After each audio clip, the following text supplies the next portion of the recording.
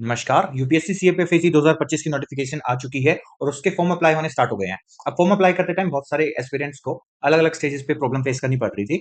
तो उन्होंने रिक्वेस्ट किया कि सर फॉर्म अप्लाई किस तरीके से करना है, उसके रिगार्डिंग क्या हमें एक वीडियो मिल सकती है। So here we are. इस वीडियो में हम ओटीआर करने से लेकर फाइनल ड्राफ्ट फिल करने तक, बिल्कुल प्रिंट की लास्ट स्टेज तक हम सारी चीजें डिस्कस करेंगे कि किस तरीके से किस स्टेप में आपको क्या चीजें फिल करनी है। वो सारी चीजें हम डिस्कस करेंगे। अगर आप अपना एलिजिबिलिटी क्राइटेरिया या जो नोटिफिकेशन आई है उसके बारे में कुछ और जानकारी चाहते हैं तो उसके लिए एक डेडिकेटेड वीडियो अलग से वीकेएस एकेडमी के चैनल पे बना दी गई है। आप उस वीडियो को रेफर कर सकते हैं। इस बार आपको टोटल 357 वैकेंसीज देखने को मिली हैं, जो हम उम्मीद कर सकते हैं कि वो और बढ़ जाएंगी। अब फॉर्म को अप्लाई करने के लिए हमें सबसे पहले यूपीएससी की ऑफिशियल वेबसाइट पे जाना होगा, विच इज upsc.gov.in। इसका लिंक आपको मैं नीचे कमेंट सेक्शन में भी प्रोवाइड करवा दूंगा। जैसे ही आप इस लिंक पे क्लिक करेंगे या upsc.gov.in पे एंटर करेंगे, तो इस तरीके का इंटरफेस आपको देखने को मिलेगा। यहाँ पे आपको सबसे पीछे नीचे की तरफ आना है and you have to click here on apply online. Apply online पे क्लिक करने के बाद यहाँ पे आपको one time registration OTR for examination of UPSC, यहाँ पे ये चीज आपको देखने को मिलती है। इस पे आप क्लिक करेंगे तो यहाँ पे आपको दो तरीके के स्टूडेंट्स होंगे। हो सकता है आपने पहले कोई भी एग्जाम दिया हो यूपीएससी के अंडर में और ओटीआर आपने पहले से किया हो। अगर आपने ओटीआर पहले से किया है तो अपनी आप ईमेल आईडी, फोन नंबर या ओटीआर आईडी यहाँ फिल करके लॉग इन कर लेंगे। But for all those aspirants जिन्होंने ओटीआर पहले नहीं किया है, वो यहाँ पे न्यू रजिस्ट्रेशन पे आएंगे और यहाँ पे डिटेल्स अपनी फिल करके ओटीआर करेंगे। डिटेल्स में क्या फिल करना है, यहाँ पे नेम में आपको अपना वो पूरा नाम यहाँ पे डालना है जो आपकी 10th की मार्कशीट के अंदर है। उसके बाद अपने नाम को यहाँ पे आप दोबारा से टाइप करेंगे, उसको वेरीफाई करेंगे। क्या आपने अपना नाम कभी चेंज करवाया गवर्नमेंट डॉक्यूमेंट्स के अंदर? अगर करवाया है तो यस कर देंगे और यहाँ पे चेंज नेम लिख देंगे। अगर नहीं करवाया है तो नो कर देंगे।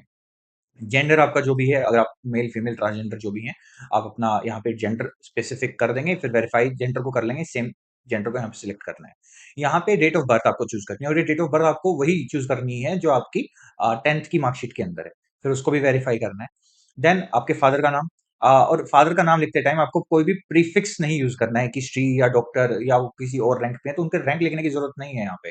उनका सिर्फ नाम जो आपके डॉक्यूमेंट्स के अंदर है वो नाम आप यहाँ पे लिखेंगे जो आपकी 10th की मार्कशीट के अंदर है। फिर उनका नाम वेरीफाई करेंगे, सेम नाम जो यहाँ पे लिखा है वो सेम नाम यहाँ पे आएगा। इसी तरीके से मदर्स नेम यहाँ पे हम एंटर करेंगे। यहाँ पे भी किसी तरीके का प्रीफिक्स हम यूज नहीं करेंगे। देन हम मदर का नेम वेरीफाई करेंगे। Then we will minority status जो भी है आपका, क्या आप माइनॉरिटी हैं या नहीं है, नहीं है तो नो कर देंगे। मोबाइल नंबर, एक यहाँ पे अपना मोबाइल नंबर देंगे। फिर उसके साथ साथ में एक अल्टरनेटिव मोबाइल नंबर भी आप दे देंगे। मोबाइल नंबर ये वो नंबर होगा जिसपे आपको ओटीपी आएगा या बाकी सारी चीजें आएंगी। सो मोबाइल नंबर और ईमेल आईडी दोनों वो दीजिएगा जिनका एक्सेस आपके पास उस वक्त हो जब आप ये चीजें कर रहे हैं। एक अल्टरनेटिव ईमेल आईडी भी आप दे देंगे कि अगर आप यहाँ से एक्सेस नहीं कर पा रहे हो तो वहां से कर पाओ। इसके बाद जो 10th क्लास में आपकी जो बोर्ड का एग्जामिनेशन रोल नंबर था वो रोल नंबर को आपको इस बॉक्स में फिल करना है। अब इस सब के दौरान सिक्योरिटी क्वेश्चंस आपको देखने को मिलेंगे। दो सिक्योरिटी क्वेश्चन आपको चूज करने होते हैं। ये होते हैं कि लॉगिन करते टाइम अगर आप अपना पासवर्ड भूल गए हैं या और कोई चीज आप जो भूल गए हैं तो दोबारा लॉगिन करने में आपको हेल्प करने में करता है। तो सबसे पहले आपको अपने क्वेश्चंस को भी याद करना है। What is your childhood name, आप ये कर सकते हैं। यहाँ पे आप उसका आंसर भर देंगे। सेकंड क्वेश्चन में आप भर सकते हैं what is your favourite colour. तो ये से कोई भी क्वेश्चन आप सिलेक्ट करके यहाँ पे फिल कर देंगे। देन आपका ये एक कैप्चा आप यहाँ पे डालेंगे एंड आपको जैसे यहाँ पे आप सबमिट करेंगे, आपका यहाँ पे ओटीआर चीजें हो जाएंगी। ठीक है, तो ये सारी चीजें आपकी यहाँ पे कंप्लीट हो जाएगी। जैसे ये आपका कंप्लीट हो जाएगा ओटीआर, उसके बाद आप वापस से आपके सामने जो आएगा वो वही इंटरफेस आ जाएगा जो हमें स्टार्टिंग में देखने को मिला था, ये वाला। यहाँ पे हम हमारी डिटेल डालेंगे, जो वो ईमेल आईडी या वो मोबाइल नंबर जिससे अभी हमने ओटीआर किया है उसको हम यहाँ पे डालेंगे। वहां पे एक ओटीपी हमें देखने को मिलेगा, वो ओटीपी हम यहाँ पे डालेंगे। देन इस कैप्चा को हम फिल करेंगे वेरिफिकेशन कोड के अंदर एंड लॉगिन पे हम क्लिक कर देंगे। जैसे ही आप वहां पे साइन इन कर लेंगे तो आपको कुछ इस तरीके का इंटरफेस देखने को मिलेगा। आपको अपनी ओटीआर प्रोफाइल सबसे पहले बनानी है। आपका फॉर्म फिल करना उसके बाद स्टार्ट होगा। ओटीआर प्रोफाइल में सबसे पहले पर्सनल इन्फॉर्मेशन, एड्रेस इन्फॉर्मेशन और इस तरीके के बहुत सारी इन्फॉर्मेशन आपको फिल करनी रहेगी। यहाँ पे क्रॉस है, मतलब अभी तक आपने वो चीजें फिल नहीं की हैं। तो सबसे पहले हम पर्सनल इन्फॉर्मेशन पे क्लिक करेंगे। यहाँ पे आपको आपके नाम, यहाँ पे जैसे मैंने ये पहले से फिल कर रखा है तो आपको अपना नाम फिल करना रहेगा। क्या आपने अपना कभी नाम चेंज किया है, father's name, minority status, mobile number, date of birth, gender, mother's name, email ID, class 10, जो भी चीजें आपने वहां पे ओटीआर प्रोफाइल के अंदर ऐड की थी वो सारी चीजें आपको यहाँ पे देखने को मिल जाएंगी। उसके बाद और भी कुछ पर्सनल इन्फॉर्मेशन है जो इनको आपसे चाहिए होती है कि जैसे कि आपकी सिटीजनशिप, आप सिटीजन ऑफ इंडिया हैं, आपकी मदर टंग क्या है, जो भी आप भाषा है वो कौन सी भाषा बोलते हैं, मदर टंग। मैरिटल स्टेटस आपका क्या है, आप अनमेरिड हैं, मैरिड हैं, क्या है आपका प्लेस ऑफ बर्थ, क्या है पोस्ट ऑफिस आपका क्या लगता है, जो आपके आधार कार्ड के अंदर पोस्ट ऑफिस है वो आप यहाँ पे फिल कर देंगे। सिटी टाउन या विलेज जो है आपका, आपका जो स्टेट है, जो डिस्ट्रिक्ट है, जो पिन कोड है, वो डिटेल्स आप यहाँ पे डाल देंगे। देन कम्युनिटी हम सिलेक्ट करेंगे कि आप एससी, एसटी, ओबीसी, जनरल इनमें से किस कम्युनिटी में से आते हैं। अगर लेट्स सपोज आप ओबीसी करते हैं तो फिर आपसे ये पूछेगा कि आप क्रीमी लेयर का पार्ट हैं या नहीं है। अगर आप क्रीमी लेयर का पार्ट हैं तो ये आपको कह देगा कि आपको जनरल के तरीके से ट्रीट किया जाएगा, और अगर आप क्रीमी लेयर का पार्ट नहीं है देन ये आपसे अलग-अलग जानकारी मांगेगा। उस जानकारी में आपसे मांगेगा सबसे पहले तो आपका जो सेंटर का ओबीसी का सर्टिफिकेट है, वो सर्टिफिकेट नंबर आपको यहाँ पे फिल करना रहेगा। उसी सर्टिफिकेट के नीचे जिस अथॉरिटी के साइन होंगे उस अथॉरिटी का नाम आप यहाँ पे लिखेंगे। यूजुअली यहाँ पे आपको तहसीलदार के साइन देखने को मिलते हैं, बट ये किसी-किसी के अलग हो सकता है, किसी का एसडीएम हो सकता है, किसी का कुछ और हो सकता है। तो वो आप अपने सर्टिफिकेट पे चेक करेंगे कि वहाँ पे क्या लिखा हुआ है। देन यहाँ पे हमें स्टेट एंड ड्यूटी इश्यूइंग की किस स्टेट से आपका इश्यू हुआ है, आपका सर्टिफिकेट वो आप लिखेंगे, डेट ऑफ इश्यू जो आपके कार्ड के ऊपर लिखी हुई है, सर्टिफिकेट नंबर के ऊपर लिखी हुई है, वो आप यहाँ पे लिखेंगे। देन आप यहाँ पे एड्रेस लिखेंगे। अब बहुत सारे बच्चों को कन्फ्यूजन होती है कि यहाँ पे सर एड्रेस में लिखना क्या है? या एड्रेस में आपको वो एड्रेस लिखना है, जो उस इश्यूइंग अथॉरिटी का एड्रेस है। कि जहाँ पे आपके तहसीलदार बैठते हैं, जिन तहसीलदार ने आपका सर्टिफिकेट जारी किया है, इश्यू किया है, उनका जो एड्रेस है वो फिल करना है, और ये भी आपके सर्टिफिकेट के ऊपर आपको लिखा मिलेगा। Then the name of caste, tribe, community जो आपके कम्युनिटी सर्टिफिकेट के अंदर मेंशन है वो आप यहाँ पे लिखेंगे, और वहीं पे आपको एक सेंट्रल लिस्ट का नंबर भी देखने को मिलेगा। अगर आपको सेंट्रल लिस्ट का नंबर आपके सर्टिफिकेट पे मिल जा रहा है, सीएल नंबर कहते हैं, तो आप वो डाल देंगे। अगर आप वहां से नहीं तो आप इस गिवन लिंक पे जाके वहां पे अपनी कास्ट का या ट्राइब का, कम्युनिटी का नाम डाल के भी देख सकते हैं कि वहां पे सीरियल नंबर क्या है, आपकी कास्ट का 20 है, 50 है, 35 है, जो भी है, वो आप यहाँ पे फिल कर देंगे। देन ये आपसे पूछ रहा है कि आप डिसेबल हैं, तो ऑफकोर्स नोट यहाँ पे आप कर देंगे। फोटो आइडेंटिटी कार्ड यहाँ पे आप सिलेक्ट कर लेंगे कोई भी आईडी कार्ड जो आप सबमिट करने वाले हैं। फिर यहाँ पे फोटो आइडेंटिटी कार्ड का नंबर, जैसे पैन कार्ड सिलेक्ट किया तो यहाँ पे आप पैन कार्ड का नंबर डाल देंगे। Have you ever been recommended, क्या आप डिसेबल कोटा से कभी रिकमेंड हुए हैं? तो no. Then it is asking you कि जो आपको पर्सनल इन्फॉर्मेशन अवेलेबल है उस बेसिस पे यूपीएससी आपको नोटिफिकेशन भेजना चाहे फ्यूचर के अंदर और किसी जॉब अपॉर्चुनिटी के लिए, तो भेज सकता है, नहीं भेज सकता है। यहाँ पे यस करना चाहते हैं तो यस कर सकते हैं, नो करना चाहते हैं तो नो कर सकते हैं। इसमें कोई इशू वाली बात नहीं है। अच्छा, एक चीज का ध्यान ये रखना है कि जहाँ पे भी स्टार लिखा हुआ है, वो स्टार वाला बॉक्स आप खाली नहीं छोड़ सकते हैं, वो तो आपको फिल करना ही करना है। ठीक है? जैसे आप ये कर देंगे, then you have to I hereby declare all the given details, and यहाँ पे आप सेव कर देंगे। जैसे ही आप ये सेव कर देंगे तो आपका पर्सनल इन्फॉर्मेशन पे यहाँ पे ग्रीन टिक आपको शो कर देगा, और ये आपका यहाँ पे कंप्लीट हो जाएगा। Then it will ask you about your address information. Address information में आपसे दो एड्रेस इन्फॉर्मेशन ये मांग रहा है, एक कॉरेस्पॉन्डेंस एड्रेस और एक परमानेंट एड्रेस। कॉरेस्पॉन्डेंस एड्रेस में आप वो लिखेंगे जो आपका करंट एड्रेस है, आपका house number, apartment number, building number, street, village, जो भी आपका एड्रेस है करंट, वो आप यहाँ पे लिखेंगे। देन आप अपना पोस्ट ऑफिस का नाम यहाँ लिखेंगे, और पोस्ट ऑफिस में आप किसी भी तरीके के स्पेशल कैरेक्टर का या नंबर का यूज नहीं करेंगे। Same with the city, same with the state, and then आप अपना district pin code, area code, phone number, ये सारी चीजें यहाँ पे ऐड कर देंगे। जैसे फैक्स के ऊपर स्टार नहीं लगा हुआ है तो फैक्स वाला आपको फिल करने की नीड नहीं है। अगर आपका करंट एड्रेस और परमानेंट एड्रेस सेम है तो आप यहाँ पे क्लिक कर देंगे, तो आपका परमानेंट एड्रेस अपने आप सेव हो जाएगा। अगर आपके ये दोनों अलग हैं तो आप यहाँ पे परमानेंट एड्रेस पे आएंगे और सेम डिटेल्स यहाँ पे दोबारा से फिल कर देंगे, and then you have to save it. आप यहाँ पे सेव करेंगे तो आपको यहाँ पे रेड क्रॉस की जगह फिर से ग्रीन टिक देखने को मिल जाएगा। फिर हम जाते हैं फोटोग्राफर साइन के ऊपर। सबसे पहले हमें फोटोग्राफ अपलोड करनी है। फोटोग्राफ हमारी अगर रिसाइज करनी है तो उसको कैसे करना है, उसके लिए यहाँ पे एक लिंक इन्होंने दिया हुआ है, इस पे आप क्लिक करके सीख सकते हैं कि किस तरीके से आप जो आपकी फ़ोटो है उसको रिसाइज़ करना है, और रिसाइज़ किस तरीके से करना है, क्या करना है। आपकी जो भी फ़ोटो है वो सबसे पहले तो जेपीजी फ़ॉर्मेट के अंदर होनी चाहिए। देन आपकी जो मिनिमम डायमेंशन है वो 550 पिक्सेल्स विड्थ से लेके 550 पिक्सेल्स हाइट तक है, और मैक्सिमम जो ये आपकी है वो 1000 पिक्सेल्स तक हो सकती है। आप कोशिश करो कि 600 या 550 पिक्सेल्स की फ़ोटो आप बनाओ, वो आपका बढ़िया चलेगी। इसके अलावा जो आपके फ़ाइल का साइज़ है, जो फ़ोटो का जेपीजी का साइज़ है, वो आपका 300 केबी से और 20 केबी के बीच में होना चाहिए। देन आपकी जो फ़ोटो है वो किस तरीके की फ़ोटो एप्लीकेबल है, जैसे यहाँ पे आपका चेहरा है, फिर उसके नीचे आपका नाम है, उसके नीचे फ़ोटोग्राफ की डेट है। इस तरीके की जो चीज़ें हैं वो ही आपके एप्लीकेबल हैं। इस तरीके से कोई भी रैंडमली कि एक सफ़ेद पेज पे नीचे बहुत छोटी-सी फ़ोटो रख दी है, या नाम ही नहीं लिखा है, डेट ही नहीं लिखी है, इस तरीके की कोई भी फ़ोटो आपकी एलिजिबल या एक्सेप्टेबल नहीं है। आपको एक प्रॉपर फ़ोटो नीचे नाम, उसके नीचे डेट, और डेट आपकी रिसेंट की होनी चाहिए। ऐसी फ़ोटो ही आपकी एक्सेप्टेबल है। डायमेंशंस मैं आपको बता चुका हूँ, शुड बी 550 पिक्सल मिनिमम और 1000 pixel maximum. The digital size of file must be less than 300 केबी, 300 केबी से कम, और 20 केबी से ज्यादा की आपकी फाइल का साइज होना चाहिए। देन हम सिग्नेचर पे आते हैं। Same with signature part JPG format होना चाहिए, लेकिन इसके डायमेंशन 350 पिक्सल्स हैं, हाइट और विड्थ की। मैक्सिमम 500 पिक्सल्स तक जा सकती है। इसका साइज भी 20 केबी से 300 केबी के बीच में होना चाहिए। सिग्नेचर आपके प्रॉपर व्हाइट पेज के ऊपर विजिबल फॉर्म में होनी चाहिए। I hereby, and then you have to, I hereby declare the signature is mine. I hear bye declare the photograph is mine, और इस ये करके आप यहाँ पे सेव कर देंगे। जैसे आप ये चीजें सेव करेंगे, अगेन आपका ये वाला पोर्शन भी क्लियर हो गया। Then you have to fill your educational information. Educational information में सबसे पहले आप 10th क्लास की चीजें फिल करेंगे, आप कि आपने 10th किया हुआ है। देन ये आपसे पूछेगा कि first grade, second grade, third grade किससे किया है, कौन से डिवीजन से किया है।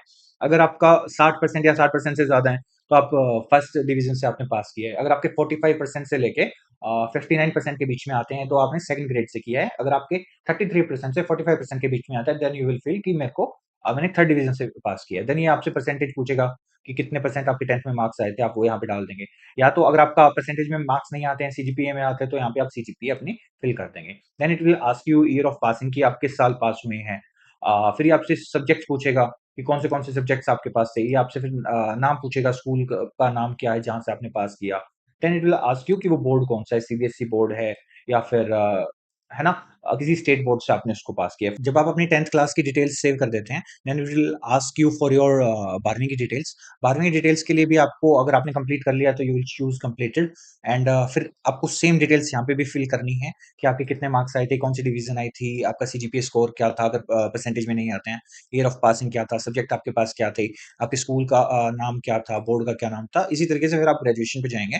अगर आपकी ग्रेजुएशन भी कंप्लीट हो गई है, फिर आपको यहाँ पे ग्रेजुएशन रिलेटेड ये सारी डिटेल्स जो भी अभी अभी हमने डिस्कस की थी, वो सारी डिटेल्स आप यहाँ पे फिल करेंगे।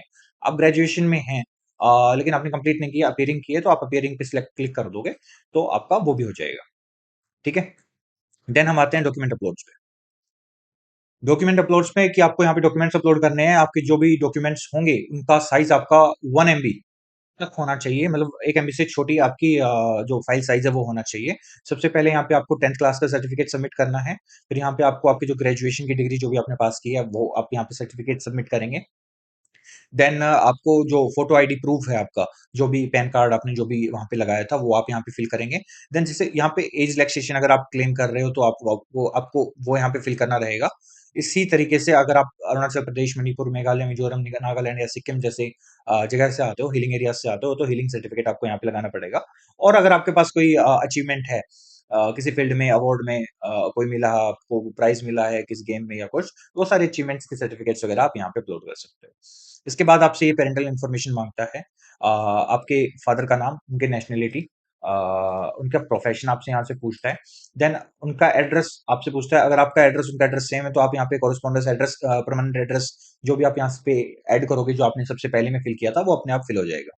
देन आपको यहाँ पे सेव कर लेना है। देन आपको मदर की इंफॉर्मेशन भी इस तरीके से भरना है कि कॉरेस्पॉन्डेंस एड्रेस इनका और आपका सेम है या नहीं है, मतलब परमानेंट एड्रेस आपका क्या है, ये आपको फिल करना रहेगा।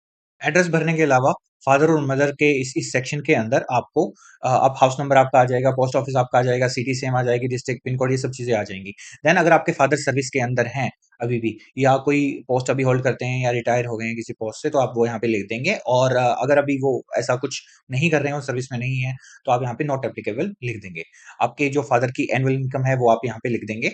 एंड आपके जो फादर हैं तो वो किस स्टेट से ओरिजिनली बिलोंग करते हैं, वो डिटेल्स आप यहाँ पे फिल कर देंगे। देन डिस्ट्रिक्ट, जिस डिस्ट्रिक्ट से आपके फादर बिलोंग करते हैं, सेम चीज आपको आपके मदर के इन्फॉर्मेशन के अंदर भी ऐड करनी है कि house number, post office, state, district, pin code, ये चीजें यहाँ से आ जाएंगी। जो आपने एड्रेस फिल किया होगा उससे आ जाएगी। उसके अलावा कि फिर वो किसी पोस्ट पे है या नहीं है, नॉट एप्लीकेबल है तो नॉट एप्लीकेबल आप कर देंगे। एनुअल इनकम उनकी क्या है वो आप यहाँ पे डाल देंगे। वो किस ओरिजिनल किस स्टेट से बिलोंग करते हैं वो चीजें आप यहाँ पे डाल देंगे। और कौन सा डिस्ट्रिक्ट से वो बिलोंग करते हैं वो चीजें डाल देंगे। देन आप जैसे आप इसको सेव करेंगे, फिर हम आ जाएंगे हमारे नेक्स्ट एम्प्लॉयमेंट इन्फॉर्मेशन वाले सेक्टर पे। क्या आप प्रेजेंटली एम्प्लॉयड हो, अगर आप गवर्नमेंट सर्विस में हो, स्टेट सर्विस, पीएसयू, प्राइवेट, इनमें से किसी में भी हो, तो आप वहाँ यहाँ पे सिलेक्ट कर लेंगे। अगर नहीं हो तो आप नो पे भी क्लिक कर सकते हैं कि मैं एम्प्लॉयड ही नहीं हूँ जी। फिर आपसे पूछ सकते हैं कि क्या आप कभी पहले एम्प्लॉयड थे। अगर थे तो यस कर देंगे, और आप जिस भी सेक्टर में थे आप से वो पूछ लेंगे। और अगर आप एम्प्लॉयड नहीं हो पहले से, या पहले एम्प्लॉयड नहीं रहे हो, तो आपसे फिर एक क्वेश्चन और पूछा जाता है, क्या आप सेल्फ एम्प्लॉयड रहे हो कभी। अगर रहे हो तो यस कर सकते हैं, नहीं रहे हो तो नो कर सकते हैं। फिर हम इसको सेव कर देंगे। फिर हम यूपीएससी एग्जामिनेशन इंफॉर्मेशन, इस सेक्टर पे आ जाएंगे, इस लेवल पे आ जाएंगे। देन यहाँ पे हमें डिस्कस क्या करना है, have you ever been declared by UPSC, कि आपको मतलब डिपार्टेड बाय द यूपीएससी, की कभी आपको डिबार्ड किया है यूपीएससी ने एग्जाम देने से, किसी एग्जाम से। No. Have you ever been applied in any UPSC examination so far in previous year, पहले क्या कभी कोई आपने एग्जाम दिया है। यस। अगर आपने जो सा एग्जाम दिया है उस एग्जाम का यहाँ पे आप नाम सिलेक्ट कर लेंगे कि आपने पहले कौन सा एग्जाम दिया है और कितनी बार आप अपीयर हो चुके हो, जो एग्ज़ाम आपने यहाँ पे सिलेक्ट किया उस एग्ज़ाम के अंदर। Have you ever accepted allocation to a service? क्या आपने कोई सर्विस एक्सेप्ट की है पहले? अगर की है तो येस, नहीं की है तो नो। देन एक लास्ट आपका सेक्शन आता है achievement prices, medal and others. यहाँ पे जो भी आपने प्राइजेज़, मेडल या स्कॉलरशिप्स आपने जीते हैं, वो आप यहाँ पे मेंशन कर सकते हैं। स्पोर्ट्स या एनसीसी के रिगार्डिंग आपकी जो अचीवमेंट है, वो यहाँ पे आप मेंशन कर सकते हैं कि आपके पास सी सर्टिफिकेट है या कुछ और है। आपने position of leadership in held in college या स्कूल, आपने मतलब कोई और अचीवमेंट आपने हासिल की है, स्टूडेंट कोऑर्डिनेटर, सीआर, या आप किसी और पोस्ट के ऊपर रहे हैं। कोई एक्स्ट्रा करिकुलर एक्टिविटी है जैसे कि हॉबी है या कोई इंटरेस्ट है, वो आप यहाँ पे डालना चाहते हैं तो अपना डाल सकते हैं। इसके अलावा आपसे लैंग्वेज के बारे में यह जानना चाहते हैं कि कौन-सी लैंग्वेज हैं, जो इंडियन लैंग्वेजेज़ आप पढ़ सकते हैं, बोल सकते हैं और लिख सकते हैं। तो जो आप सिर्फ़ पढ़ सकते हैं, उसके बारे में आप यहाँ डाल देंगे। जो आप बोल सकते हैं, सिर्फ़ पढ़ नहीं सकते हैं या बाकी चीज़ें नहीं कर सकते, वो भी यहाँ डाल सकते हैं। जो आप पढ़ सकते हैं और बोल सकते हैं, वैसी कोई लैंग्वेज आपको डालनी है। और ऐसी कोई भी आपकी रीजनल लैंग्वेजेज़ भी आप डाल सकते हैं। इंग्लिश इसमें आपको देखने को नहीं मिलेगी, ठीक है? और अगर इनमें आपने कोई भी पेपर पास किया है इस लैंग्वेज के अंदर, चाहे इवन 10th क्लास ही क्यों ना किया हो, तो आप यहाँ पे लिख सकते हो कि 10th क्लास आपने यहाँ पे पास किया है, देन आप इसको सेव कर लेंगे, ठीक है? जैसे आप इसको सेव कर लेंगे, ये आपका ओटीआर प्रोफाइल रेडी हो गई है।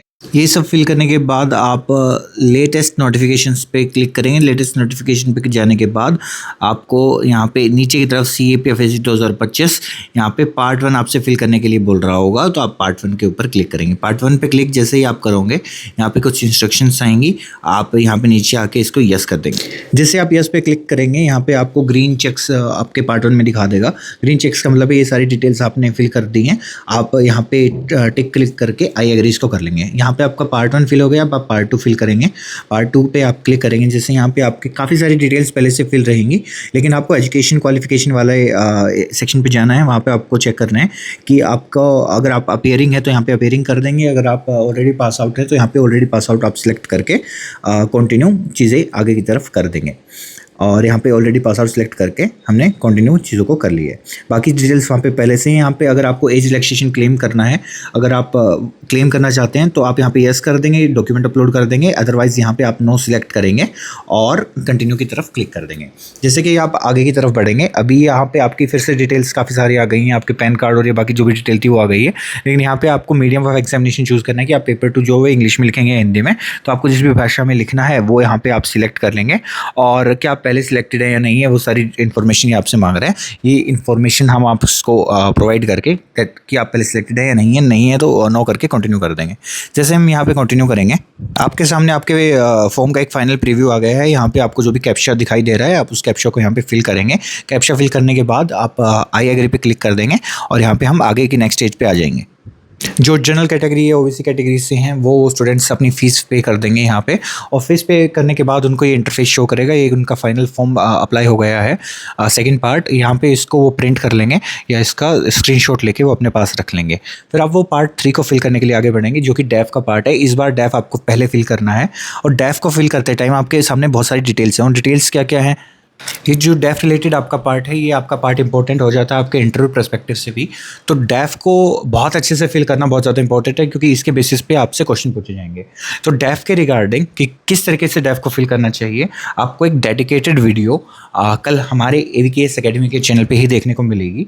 तो आप कल तक का वेट कर लीजिए, कल आपको वो वीडियो मिल जाएगी। उसके बाद आप ये जो भी आपकी डिटेल्स हैं, इन चीज़ों को आप फिल कर दीजिएगा। अभी जब आप फॉर्म फिल कर रहे हैं तो ये आपसे पूछेंगे आपके फादर मदर के डिटेल्स हैं, आपके एजुकेशन क्वालिफिकेशन, NCC आपने था या नहीं था, क्या आप एक सर्विसमैन है। यहाँ पे आपसे बेसिक डिटेल्स आपसे पूछ रहे हैं। सेव और कंटिन्यू करने के बाद प्रेफरेंस भरने का ऑप्शन हमारे सामने आ जाता है और प्रेफरेंसेस 1 2 3 4 5 इस तरीके से हम इन्फोसिस के सामने प्रेफरेंसेस फिल करेंगे। प्रेफरेंस फिल करने के रिगार्डिंग जो कल वीडियो आएगी विनय इंग्लिश सर की, उसमें उन्होंने डिस्कस किया है कि किस तरीके से प्रेफरेंसेस भरी जानी चाहिए। आप रैंडमली कुछ भी 1 2 3 4 5 नहीं फिल कर देंगे। और ये जो प्रेफरेंसेस हैं, ये आपके इंटरव्यू का भी एक इंपॉर्टेंट पार्ट बन जाती हैं। तो कल की वीडियो का आप इसके लिए इंतजार कीजिए। जैसे आप ये फिल कर देंगे, आपका यहाँ पे सेंटर चूज़ करने का ऑप्शन आ जाता है। सेंटर आप चूज़ करते हैं और जो भी आपको सेंटर चूज़ करना है, वो सेंटर चूज़ करने के बाद यहाँ पे आप डिक्लेरेशन कर देते हैं। जैसे आप डिक्लेरेशन कर देंगे, आपका फॉर्म सबमिट हो जाएगा। इस सब के बाद भी अगर आपको किसी तरीके की कोई प्रॉब्लम अपने फॉर्म को फिल करने में आती है, तो आप नीचे कमेंट सेक्शन में बता सकते हैं, आपकी प्रॉब्लम को दूर कर दिया जाएगा। और आई विल रिक्वेस्ट यू कि आप अपना फॉर्म कल वाली डेफ वाली वीडियो को देखने के बाद ही फिल करें, क्योंकि डेफ एक इंपॉर्टेंट पार्ट होता है आपके फॉर्म का और वो आपको बहुत अच्छे से फिल करना बहुत ज़रूरी होता है। जय हिंद, जय भारत।